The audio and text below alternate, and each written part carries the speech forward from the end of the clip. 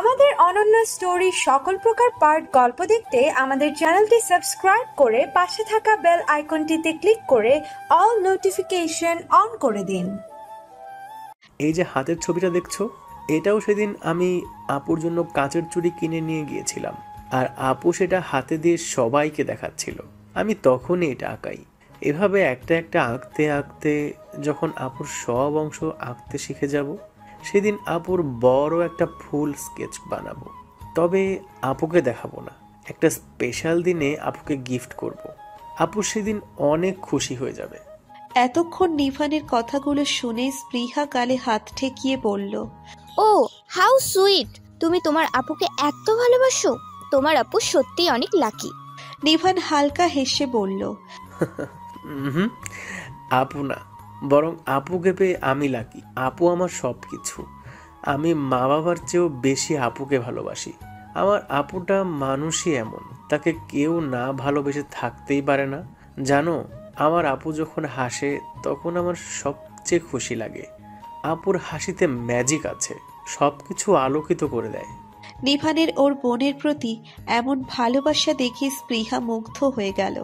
হাসি মুখে বলে উঠল, তুমি আসলে অনেক কিউট। নিভান হালকা লজ্জা পেলেও সেটা চেহারায় আসতে না দিয়ে বলল, জানি, আপু বলেছে আমাকে। আচ্ছা নিভান, আমাকে আর্ট শেখাবে প্লিজ। আমার না আর্ট করার খুব শখ, কিন্তু আমি তোমার মতো এত সুন্দর করে পারি না। তাই আমাকে একটু হেল্প করো না প্লিজ। তুমি চাইলে আমি তোমাকে এর জন্য ফি দেবো। Please please please. নিভান মনে মনে ভাবল, ব্যাপারটা মন্দ না। ফিসের টাকা জমিয়ে আপুর বার্থডেতে ভালো একটা গিফট দিতে পারবো। সেই মনস্তাপ করে নিভান স্পৃহার কথায় রাজি হয়ে গেল। স্পৃহা খুশি হয়ে বলল, থ্যাংক ইউ সো মাচ। তারপর নিভানের দিকে হাত বাড়িয়ে দিয়ে বলল, ওকে দেন, তাহলে আজ থেকে আমরা বন্ধু। নিভান মুচকি হেসে হাত মিলিয়ে বলল, ওকে। শপিং মলের ক্যাশ কাউন্টারের কাছে বিরক্তি ভরা মেজাজে দাঁড়িয়ে আছে প্রহর। পাশেই ফাহিমও দাঁড়িয়ে আছে। খুশি দিয়াকে নিয়ে সেই 2 ঘন্টা যাবৎ শপিং করছে, শেষ হওয়ার কোনো নাম নেই। প্রহরের মেজাজ হাই হয়ে যাচ্ছে। প্রহর ভেবে পাচ্ছে না এখানে ওকে নিয়ে আসার কি মানে হলো। টাকা নিয়ে নিজের ইচ্ছে মতো শপিং করলেই তো পারত। এখানে ওকে নিয়ে আসার কোনো প্রয়োজনই উপলব্ধি করছে না সে। মেয়েটা জাস্ট হেডেক। কাম ডাউন প্রহর, শুধু আর কিছু সময়, তারপরই এই মেয়েটার থেকে ছাড় পেয়ে যাবে। প্রহর ফাহিমের দিকে তাকিয়ে বলল, এই তুই এদের একটু দেখতো, হলো নাকি ওদের? ফাহিম দায়সারা ভাবে বলল, why should I go man, ভেজাল তোর, তুই যা। প্রহর দাঁত কিরিমিরি করে তাকালো ফাহিমের দিকে। ফাহিম সেটার ভ্রুক্ষেপ না করে বলে উঠল, আচ্ছা ভাবিজি, আই মিন খুশি কিডস সেকশনে কি করছে? প্রহর বিরক্তি ভরা কণ্ঠে বলল, হাউ ডাই নো, তবে হয়তো নিজের ভাই বোনের জন্য কাপড় চোপড় কিনছে। এত বড় লটারি হাত লেগেছে, পুরো 14 গোষ্ঠীর জন্য কেনাকাটা করছে হয়তো। ওদের কথার মাঝেই খুশিরা চলে এলো। খুশির 2 হাত ভর্তি শপিং ব্যাগের পাহাড় জমেছে। বেচারি ব্যাগের ভিড়ে ডুবে যাচ্ছে। ওরা প্রহরদের কাছাকাছি আসতেই হঠাৎ কিছুর সাথে পা বেঁধে পড়ে যেতে লাগলো। পড়তে পড়তে বেচারি একেবারে প্রহরের উপর এসে পড়ল। আচমকা এমন হওয়ায় প্রহর নিজেও পড়ে যেতে লাগলো। নিজেকে বাঁচাতে পেছনের ক্যাশ কাউন্টারে হাত ঠেকালো প্রহর। খুশি চেয়ে পড়ল প্রহরের বুকের উপর। হাতের ব্যাগগুলো এলোমেলো হয়ে ছড়িয়ে পড়ল। খুশি নিজের ব্যালেন্স রাখতে প্রহরের 2 কাঁধের ওপর দিয়ে নিজের হাত রাখল। নাক চেয়ে লাগলো প্রহরের বুকের সাথে। এক মনোমুগ্ধকর ঘ্রাণ এসে লাগলো খুশির নাকে, কেমন নেশালো একটা ঘ্রাণ। খুশি আবেশে চোখ বন্ধ করে ঘ্রাণটা টেনে নিল নিজের মাঝে। তারপর মাথা তুলে তাকালো প্রহরের দিকে। প্রহরের চোখে চোখ পড়ে গেল। খুশির চোখের দিকে এই প্রথম সরাসরি তাকালো প্রহর। স্বচ্ছ ওই চোখের ভাষায় কিছু একটা আছে। সে চোখের গভীরতায় কেমন হারিয়ে যাচ্ছে প্রহর। প্রহরকে এইভাবে তাকিয়ে থাকতে দেখে খুশি দুষ্টু হেসে ফট করে বলে উঠল, এরাতে কে হে? হিচ করতে চাচ্ছ নাকি? চাইলে করতে পারো, আই ডোন্ট মাইন্ড। খুশির এমন খাপছাড়া কথা শুনে প্রহরের সব ঘোর মুহূর্তেই ছুমন্তর হয়ে গেল। 2 হাতে খুশিকে সোজা করে দাঁড় করিয়ে দাঁত কিরমির করে বলল, just shut up idiot and stay away from me. তোমার সব কাজ সাজি শেষ হলে কি আমি যেতে পারি? খুশি হাসি মুখে বলল, হ্যাঁ হ্যাঁ, এখানকার কাজ শেষ, এখন আমরা আরেক জায়গায় যাব, চলুন। হোয়াট? দেখো, আমি আর কোথাও যেতে পারবো না, তোমার টাকা লাগে নিয়ে যাও।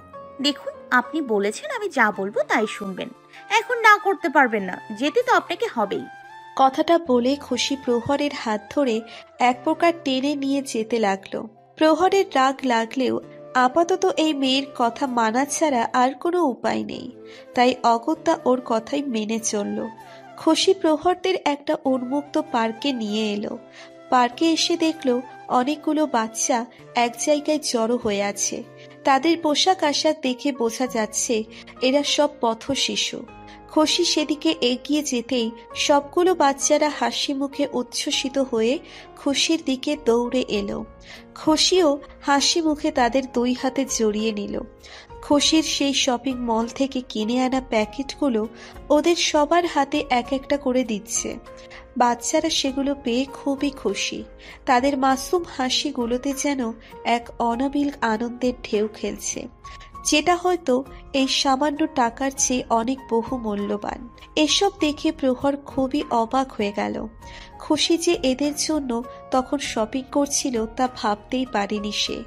এখন ইম্যাচিওর উড়নচণ্ডী মেয়ের যে এমন চিন্তাধারাও থাকতে পারে সেটা অকল্পনীয় ছিল প্রহরের কাছে। ব্যাপারটা ভাবিয়ে তুলল ওকে। খুশির বৈচিত্র্যময় এই চরিত্রটা কেন যেন না চাইতেও মুগ্ধ করল প্রহরকে। অবাক বিস্ময় ভরা চোখে তাকিয়ে রইল সে। খুশি কেমন অমায়িকভাবে এই বাচ্চাগুলোর সাথে মিলেমিশে এক হয়ে গেছে, যেন কত আপন কেউ। প্রহরকে এভাবে তাকিয়ে থাকতে দেখে ফাহিম হাসি মুখে বলে উঠল, দেখছিস, আমি বলেছিলাম না মেয়েটা ইউনিক, নট লাইক এভরিওয়ান। খুশি এবার প্রহরের গাড়ির ভিতর থেকে বাচ্চাদের জন্য আনা খাবারের বক্সগুলো বের করছে। অনেকগুলো বক্স হওয়ায় খুশি একা পারছে না, তাই খুশি প্রহরের দিকে তাকিয়ে বলল, কি দাঁড়িয়ে দাঁড়িয়ে স্টাইল মারছো, একটু হেল্প করলেও তো পারো। আজকাল হৃদয়বান মানুষ পৃথিবী থেকে উঠেই গেছে মনে হচ্ছে। খুশির কথায় এবার আর রাগ হলো না প্রহরের। ওরা এগিয়ে গিয়ে বাকি খাবারের বক্সগুলো বের করে আনলো। সব বাচ্চাদের গোল করে বসিয়ে সবার হাতে একটা করে বক্স দিল। বাচ্চারা খুবই আনন্দ চিত্তে খাবার খাচ্ছে। এই দৃশ্যটা সত্যি অসামান্য এক সন্তুষ্টি এনে দিচ্ছে প্রহরের মনে। খুশি একটা বাচ্চার দিকে তাকিয়ে বলল, কি রে লাবু, তোর পড়ালেখা কেমন চলছে? লাবু খেতে খেতে বলল, ভালা চলতাছে আপা, আপনি যে টেহা দিছিলেন ওইটা দিয়া স্কুলের সব ফিস দিয়া দিছি, এখন আর কোনো সমস্যা নাই। গুড, ভালো করে পড়াশোনা করবি, আর কোনো কিছু লাগলে আমাকে বলবি কেমন? আচ্ছা। ফাহিম বলে উঠল, ভাবিজি, আপনি কি ওদের আগে থেকেই চিনেন? হ্যাঁ চিনি, এদের সবাইকে চিনি আমি। এদের সাথে সময় কাটাতে অনেক ভালো লাগে আমার। বাহ ভাবিজি, আপনি কিন্তু অনেক ভালো কাজ করেছেন। ধন্যবাদ দেবরজি, আসলে আমি এটাই মানি, নেকি করো ফলের আশা করো না, কারণ ফল তো বাজারেও পাওয়া যায়। কথাটা বলেই খুশি খিলখিল করে হেসে উঠল। সাথে ফাহিমও হাসতে হাসতে ফাহিমের হাতের সাথে হাই ফাইভ দিল। খাওয়া শেষে বাচ্চারা বলল, অনেক অনেক ধন্যবাদ আপু, এত সুন্দর খাওয়ান আর কাপড় চোপড়ে লাগিয়া। খুশি বলল,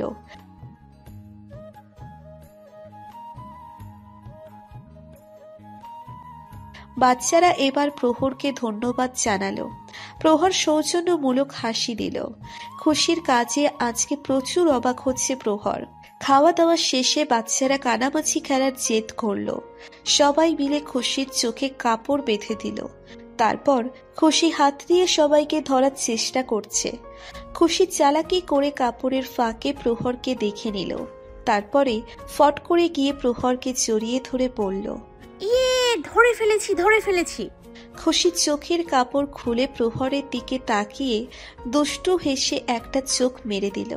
প্রহর যথারীতি রেগে গিয়ে খুশিকে ছাড়িয়ে ওখান থেকে চলে যেতে নিলে খুশি পেছন থেকে হাত ধরে ফেলল।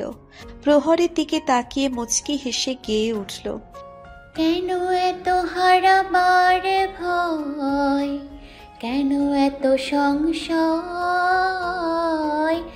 ভালোবেসে তোকে দূরে হারাবো সে তো হবার নয়, কেন এত হারাবার ভয়, কেন মন সংশয়, ভালোবেসে তোকে দূরে হারাবো সে তো হবার নয়। শুধু তোরে প্রাণ ভরে ভালোবাসবো,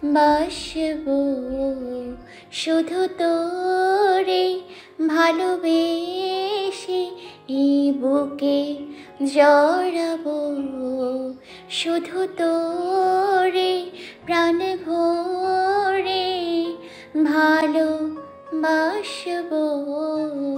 শুধু তোরে ভালোবেসে এই বুকে জড়াবো। লা লা লা লা লা লা লা লা লা।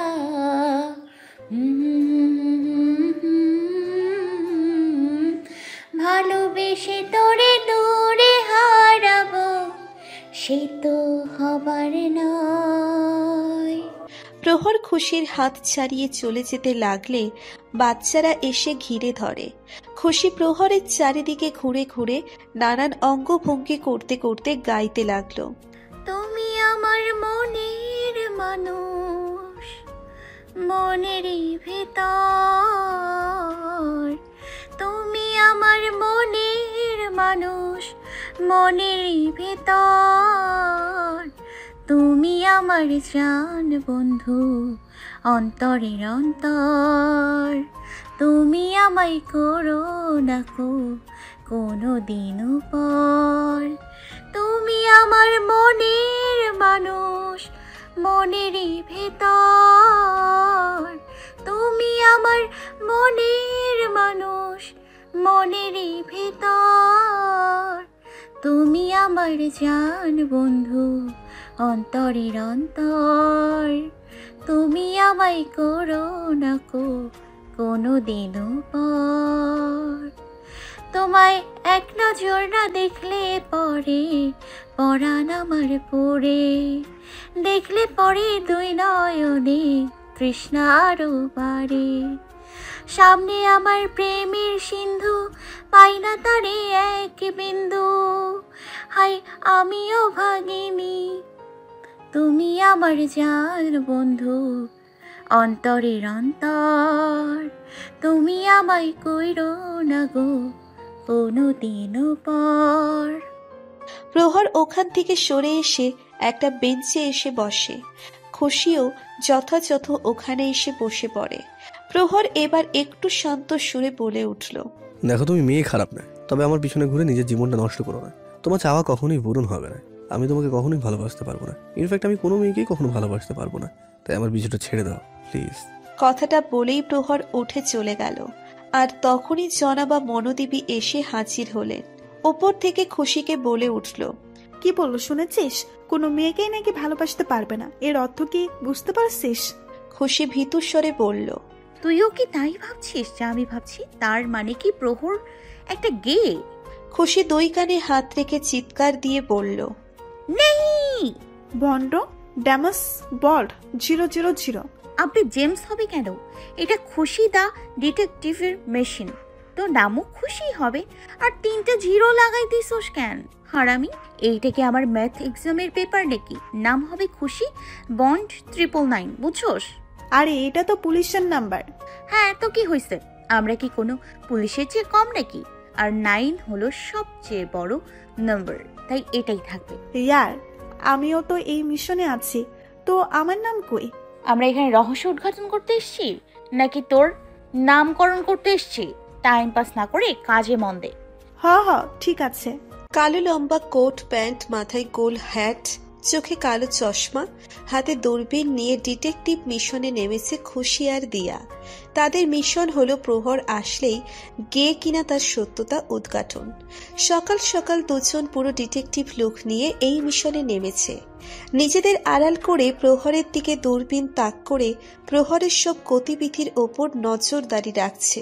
তার প্রতিটা ভাবভঙ্গি সূক্ষ্মভাবে পর্যবেক্ষণ করছে। আজকে তো ওরা রহস্য উদ্ঘাটন করেই ছাড়বে। দেখতে দেখতে দিয়া হাতের আঙ্গুল নাচিয়ে বলে উঠল, কুস্ত গড়বড় হে দয়া। খুশি ভ্রু কুচকে বলল, কিসের গড়বড় দেখলি? আর তোর নাম দিয়া? দয়া না। আর ওটা তো এমনি সিআইডি ফিল আনার জন্য ওই ডায়লগ বলছিলাম। ইয়ার শোন না, আমাদের এই লোক দেখে আমার না ওই গানটা মনে পড়ছে, গড়ে গড়ে মুখের পে কালা কালা চশমা। খুশি শীতল চোখের তীর নিক্ষেপ করে বলল, আমার না তোর হবু জামাইয়ের লাগা বহুত আফসোস হইতেছে। বেচারা তোর মতো আবুলে জামাই হইতে যাইতেছে। তুই কি জন্ম থেকেই আবাল নাকি মাথায় আঘাত পাইয়া এমন হইছস? এই হারে আমরা একটা অতি গুরুত্বপূর্ণ মিশনে নেমেছি, আর তুই কিনা ছাগল মার্কা গান গেয়ে যাচ্ছিস। অহনফ যা, আমারে কনসার্ট করতে দে। আরে ওটা কনস্ট্যান্ট না, কনস্ট্যান্টেন্ট হবে। খুশি দাঁত কিরমির করে বলল, এখন কি চিটারগিরি শুরু করবি? তুই বুঝবার পাচ্ছস তো এইটাই যথেষ্ট। প্রহর রোজকার সময় অনুযায়ী ক্যাফেতে বসে কফি খাচ্ছে। একটা জিনিস খেয়াল করছে সে, রোজ এতক্ষণে খুশি চলে আসে ওকে জ্বালাতে, তবে আজ এখনো আসছে না। তবে কি কালকে ওর বলা কথাগুলো মেনে নিয়েছে খুশি? যাক, যা খুশি তাই করুক, আমি এত ভাবছি কেন ওকে নিয়ে। দেখতে দেখতে ভার্সিটি শেষ হয়ে চলে যাওয়ার সময় হয়ে গেল, তবুও খুশি একবারের জন্যেও এলো না। না চাইতেও কেমন যেন উসখুস লাগছে প্রহরের। মেয়েটা কি সত্যিই ওর কথা মেনে নিয়েছে, নাকি শরীর খারাপ করেছে মেয়েটার? এক মিনিট, আমি এত ভাবছি কেন ওকে নিয়ে? ওই আপদ যত দূরে থাকে ততই তো ভালো। কিন্তু প্রহর তো আর জানে না, জানাবা খুশি তার উপরেই নজর কেড়ে বসে আছে, আড়াল থেকে ওর সব গতিবিধি ফলো করছে। খুশি আর দিয়া লুকিয়ে লুকিয়ে ওদের দেখে যাচ্ছে। দেখতে দেখতে দিয়া বলে উঠল, ইয়ার একটা জিনিস খেয়াল করেছিস, জিজুকে কিন্তু কখনো কোনো মেয়ের সাথে কথা বলতে বা আড্ডা দিতে দেখিনি। সবসময় শুধু ওই ফাহিমের সাথেই দেখেছি, তাই তোর সন্দেহই আমার ঠিক মনে হচ্ছে। খুশি দাঁত কিরমির করে বলল, তুই কি আমার সাহস বাড়াইতে আইসোস নাকি আমার হার্ট অ্যাটাক দিবার আইসোস? আমার চোখ আছে, তোর বিশেষ টিম্পনি করা লাগবো না। আরে রাগ করছিস কেন? আমি তো শুধু তোর হেল্প করার চেষ্টা করছি। প্রহরটা ওর গাড়ির কাছে আসতেই হঠাৎ ফাহিমের কিছু ফ্রেন্ড এসে হাজির হলো, আর ওরা সেই হাসি মুখে ফাহিম আর প্রহরের সাথে ফ্রেন্ডলি হাক করতে লাগলো। আর ওদের এসব মিলন সমারোহ দেখে খুশির চক্ষু কপালে উঠে গেল। চোখের সামনে জিলাপির মতন সব গোল গোল ঘুরতে লাগলো। ওর সন্দেহের বিষয়টা সত্যের পথে এগুতে দেখে বেচারির বুক ফেটে কান্না পাচ্ছে। ফাহিমের সব ফ্রেন্ডরা মিলে একটু আড্ডা দেওয়ার প্ল্যান করেছে। প্রহর যেতে না চাইলেও সবাই খুব জোরাজুরি করে ওকে রাজি করালো। অতঃপর সবাই গাড়িতে উঠে রওনা হলো। ওদের যাওয়া দেখে খুশিরাও দ্রুত একটা ক্যাব বুক করে ওদের পিছু করতে লাগলো। মিনিট 20 পর ওরা একটা রেস্টুরেন্টে এসে থামলো। গাড়ি থেকে নেমে সবগুলো রেস্টুরেন্টের ভিতরে ঢুকলো। ওদের পিছু পিছু খুশি আর দিয়াও ঢুকলো। ওরা ভিতরে ঢুকে একটা কেবিনে বসে আড্ডার মহল তৈরি করে নিল। খুশি আর দিয়া এক কোনায় লুকিয়ে ওদের অবলোকন করছে।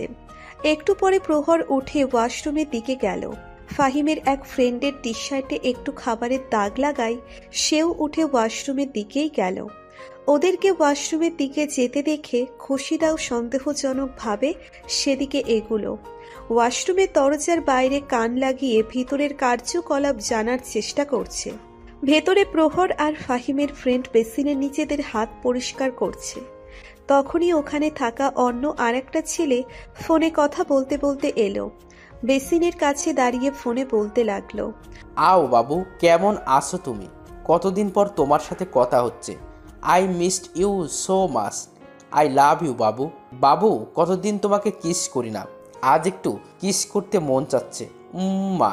বাইরে থেকে খুশি ভাবছে হয়তো এসব কথা ফাহিমের ওই ফ্রেন্ড প্রহরকে বলছে। এসব কথা শুনে খুশির কোমায় যাওয়ার উপক্রম। খুশি এবার মাথাটা বাঁকিয়ে ভিতরে উকি দিয়ে দেখার চেষ্টা করছে। প্রহরের চোখে হঠাৎ কিছু একটা এসে লাগায় প্রহর চোখ কুঁচকে ফেলে। চোখ ডলে পরিষ্কার করার চেষ্টা করছে, কিন্তু হচ্ছে না। ফাহিমের ফ্রেন্ড সেটা দেখে বলল। ছেলেটা প্রহরের মুখের উপর ঝুঁকে চোখের ময়লা পরিষ্কার করতে লাগলো। আর ঠিক ওই মুহূর্তের সাক্ষী হলো জনাবা খুশি। আর যেহেতু তার মাইন্ড বর্তমানে অন্য ট্র্যাকে চলছে, তাই সেই ভাবনার ফলস্বরূপ এই দৃশ্যটাকেও সে অন্য কিছু ভেবে নিল। আর সেই অনুযায়ী সে শক খেয়ে পুরো স্ট্যাচু হয়ে গেল। ইয়াব বড় হা করে মুখের উপর হাত চেপে ধরল। নিজের চক্ষুদ্বয়কে বিশ্বাসযোগ্য মনে হচ্ছে না তার। হাই, এটা কি দেখলো সে? এই দৃশ্য দেখার আগে ধরনী ফেটে 2 ভাগ হয়ে গেল না কেন? আমি তাতে ঢুকে গেলাম না কেন? স্কুল মাঠের একপাশে বড় কৃষ্ণচূড়া গাছটার নিচে বসে আছে নিভান। নিচে পড়ে থাকা কৃষ্ণচূড়া ফুলগুলো দেখে নিভানের ঠোঁটের কোণে হালকা হাসির রেখা ফুটে উঠল। নিভান হাত বাড়িয়ে ফুলগুলো একটা একটা তুলে ওর ব্যাগে রাখল। ফুল আর ফুল গাছ নিভানের দুর্বলতা। শুধু ফুল গাছ না, সব ধরনের গাছগাছালি নিভানের পছন্দ। নিভান ওদের ছাদে ছোট্ট একটা বাগান করেছে। বাগানের সবগুলো গাছও নিজেই লাগিয়েছে। রোজ সেগুলোর যত্ন করে, পানি দেয়। তাদের সাথে সময় কাটাতে ওর অনেক ভালো লাগে। কৃত্রিমতোই ঘেরা এই রাজধানীতে একটু হলেও প্রকৃতির ছোঁয়া পায় তখন। নিভানের ফুল কোড়ানোর মাঝেই ওখানে স্পৃহা হেসে হাজির হলো। এসেই বলে উঠল, কি করছো? হঠাৎ স্পৃহার আগমনে একটু থতমত খেয়ে গেল নিভান। দ্রুত নিচের হাত পিছনে লুকিয়ে আমতা আমতা করে পড়ল। কই কিচ্ছু না তো। স্পৃহা কোমরে 2 হাত রেখে ভ্রু কুঁচকে পড়ল, পেছনে কি লুকোচ্ছ? দেখাও আমাকে। নিভান ধীরে ধীরে হাতটা সামনে আনলো। নিভানের হাতে কৃষ্ণচূড়া ফুল দেখে স্পৃহা উৎসাহী কণ্ঠে বলল, ওয়াও, কৃষ্ণচূড়া ফুল কত সুন্দর! কিন্তু তুমি এটা লুকাচ্ছিলে কেন? যেন চুরি করতে গিয়ে ধরা পড়ে গেছো। কথাটা বলে স্পৃহা ফিক করে হেসে উঠল। নিভান একটু লাজুক ভঙ্গিতে বলল, আসলে ফুল তো সব সময় মেয়েরা কোড়ায়, তাই আমার হাতে ফুল দেখলে তুমি আমার উপর হাসতে পারো, তাই লুকাচ্ছিলাম। স্পৃহা মুচকি হেসে বলল, কে বলেছে তোমাকে? আগে অনেকেই এটা নিয়ে হাসাহাসি করেছে। যারা করেছে তারা বোকা, তাই করেছে অমন। আর আমি মোটেও বোকা না, বুঝেছো? কথাটা বলে স্পৃহা আবারও হেসে উঠল। নিভানও মাথা চুলকে হালকা হাসল। স্পৃহা হাসলে গালের টোল পড়ে, দেখতে ভারী মিষ্টি লাগে তখন। নিভান সেটা কতক্ষণ অবলোকন করল। স্পৃহা তখন বলে উঠল, আচ্ছা, এই ফুল দিয়ে তুমি কি করবে? নিভান মুচকি হেসে বলল, আপুর জন্য নিয়েছি। এগুলো আপুর চুলে লাগালে তাকে অনেক সুন্দর লাগে। আমার ফুল গাছের সব ফুল শুধু আপুর চুলেই লাগাই আমি। ওয়াও, তোমার ফুল গাছও আছে বুঝি? হ্যাঁ আছে তো, আমার ছোট্ট বাগান আছে, সেখানে কয়েকশো প্রজাপতির ফুল গাছ আছে। হাউ সুইট নিভান, তোমার ব্যাপারে যত জানছি ততই অবাক হচ্ছি। সত্যি তোমার কত ট্যালেন্ট! পড়ালেখায় নাম্বার 1, আর্টও করতে পারো, আবার গার্ডেনিংও করো। না জানি আরো কত গুণ আছে তোমার মাঝে। আর আমাকে দেখো, নিজের চুলটাও এখনো একা বাঁধতে পারি না। অ্যাম গুড ফর নাথিং।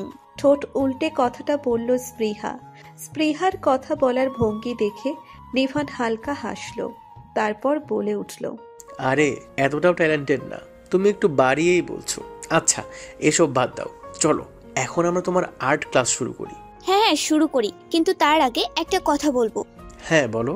আচ্ছা, তুমি কিছু মনে না করলে তোমার ওখান থেকে একটা ফুল আমি নিতে পারি? আসলে আমারও না কৃষ্ণচূড়া ফুল অনেক পছন্দ। হ্যাঁ হ্যাঁ অবশ্যই, নাও না। নিভান ওর হাতের ফুলগুলো থেকে কয়েকটা ফুল স্পৃহাকে দিল। স্পৃহা প্রফুল্ল মুখে ফুলগুলো হাতে নিয়ে নিজের কানের পিছনে গুজে দিল। ফুলগুলো লাগিয়ে স্পৃহাকে অনেক সুন্দর লাগছে। মনে হচ্ছে এক ফুলের সৌন্দর্য আরেক ফুলের শোভা বাড়িয়ে দিয়েছে। নিভানের এই সৌন্দর্যটা ধরে রাখার ইচ্ছে হলো। নিভান স্পৃহাকে সামনে বসিয়ে স্কেচ খাতা বের করে স্পৃহার চুলে লাগানো ফুল সহ ওর চুলের স্কেচ করতে লাগলো। স্পৃহাও সেটা দেখে অনেক খুশি। সেও চুপচাপ বসে রইল। हाय मैं तो लूट गई, बर्बाद हो गई। খুশি মরা কান্নার আহারাজি করতে করতে এসব বাণী আওড়িয়ে যাচ্ছে। তখন ওই দৃশ্য দেখার পর আর কিছু দেখার চাহিদা থাকে না। সেই মুহূর্তেই ওখান থেকে ওরা চলে আসে। বর্তমানে এক নদীর কিনারায় বসে এমন মরা কান্না করে যাচ্ছে। দিয়া বেচারি ওকে সান্ত্বনা দেওয়ার চেষ্টা করছে, কিন্তু কিছুতেই ওকে শান্ত করতে পারছে না। এদিকে আশেপাশের লোকজন সব তাকিয়ে তাকিয়ে বিনা টিকিটে তামাশা দেখছে।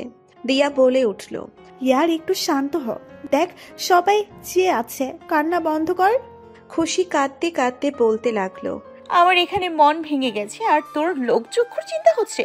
কিভাবে শান্ত হব আমি, বল কিভাবে? আমার যে সব শেষ হয়ে গেল রে, আমার স্বপ্ন ভেঙে গেল।